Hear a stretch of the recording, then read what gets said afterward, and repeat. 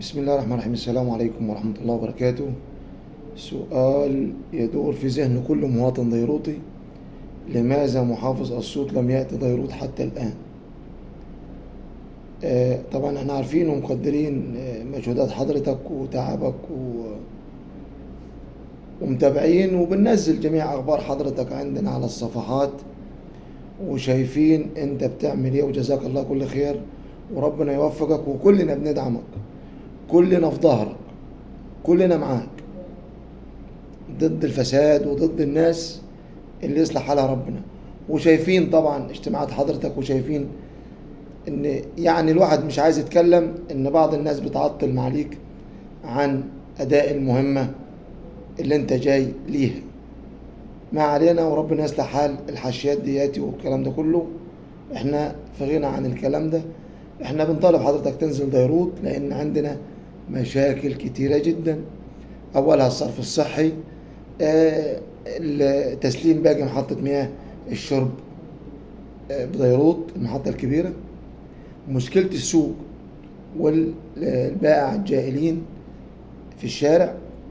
طبعا كان مجلس المدينة الفترة اللي عدت مشى البائع الجائلين من الشارع ورجعوا تاني وبتاعوا الكلام ده كله. المشكلة معاليك ان احنا لازم نلاقي لهم حل، اعمل لهم سوق معين، والكلام ده احنا بنقوله من 20 سنة.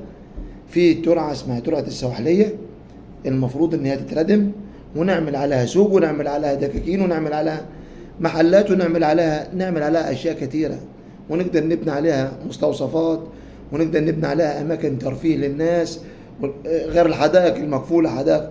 الحدائق العامة اللي في ديروت كلها مقفلة، يعني مفيش مكان ترفيهي للناس. ليه؟ والحدائق احنا عندنا 5 حدائق او 6 مقفلين. طيب ما علينا. فبالنسبة للي هم الباعة الجايلين، وفروا لهم مكان وبعد كده نحاسبهم بس. بالنسبة للمستشفى الجديدة طبعا ليها أكتر من 6-7 سنوات الحين، أو 8 سنوات دخلنا فيها طبعا، والمستشفى بتتبني، وجميع مستشفيات الدولة سلمت ما عدا مستشفى ديروت. مش عارفين ايه سبب التأخير. يا ريت حضرتك تتبنى الموضوع ده. بالنسبة لموضوع البناء والتصالح، الناس عايزة تعمل التصالح النهاردة وتبني بكرة معليك، فعاوزين حل جذري في الموضوع ده. موقف ديروت أسيوط الكارثة والأزمة اللي مش هتنتهي، عاوزين له حل جذري، لأن في سواقين بتيجي غريبة بتحمل ركاب على الموقف بتاعنا، وبتبقى الأجرة 25 و30 جنيه، وهي الأجرة في الأساس 17. فعاوزين حل جذري طبعا، والسواقين بتعمل بالعامد ومش عارف. عاوزين نشوف حل، يعني يا ريت إدارة المواقف تقعد معها معليك وتشوف الحلول ايه. عاوزين حل جذري لموقف. احنا عارفين ان معاليك قد المهمة وربنا يعينك عليها، ودي مسؤولية كبيرة والله، وكلنا بندعمك. طبعا مشكلة القرى ورصف القرى والمشاكل اللي عملها الصرف الصحي والكلام ده كله في الطرق الرئيسية للقرى والمركز جوه المدينة برضو، وطريق دشلوط اللي لنا 100 سنة بنصرخ ونقول يوميا حوادث عليه والكلام ده كله، برضو مفيش حلول لرصفه. عاوزين معاليك تتبنى الملف بتاعه. طبعا مشكلة الكمامة في بعض القرى لسه برضو الشركات بتاعت الزبالة عاملة أزمات كبيرة في بعض القرى.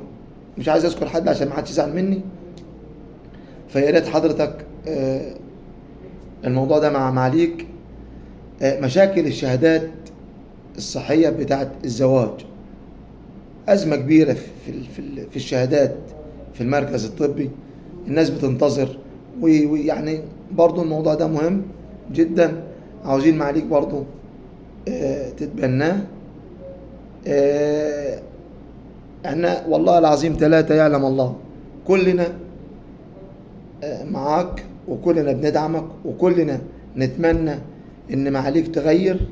انا عن نفسي كشيبة عبد العال مسميك النسر الجارح، لان عارف معاليك، ويعني رجعت الفايل بتاع حضرتك وعرفت حضرتك مين والكلام ده كله. وربنا يبارك لك على مجهوداتك والفترة اللي انت قضيتها في الداخلية. ما شاء الله عليك، يعني تاريخك مشرف، تاريخك مشرف فعلا، ولينا الشرف ان حضرتك محافظ اسيوط. نتمنى ان انت تقضي على الفساد، لان بصراحة مركز ديروت فيه فساد للركب، فساد للركب، ده غير الوظائف اللي بتروح للأقارب والكلام ده كله. عاوزين معاليك تهتم لنا بديروت شوية. شاكرين أفضالك وربنا يعينك وجزاك الله كل خير عننا، وربنا يبارك لك، ونتمنى ان نشوفك وزير ان شاء الله بإذن الله، وربنا يوفقك واحنا معاك كلنا وبندعمك قلبا وقالبا. تحياتي المعاليك، وحفظكم الله جميعا، وحفظ مصر وشعبها وقيادتها يا رب. السلام عليكم ورحمة الله وبركاته.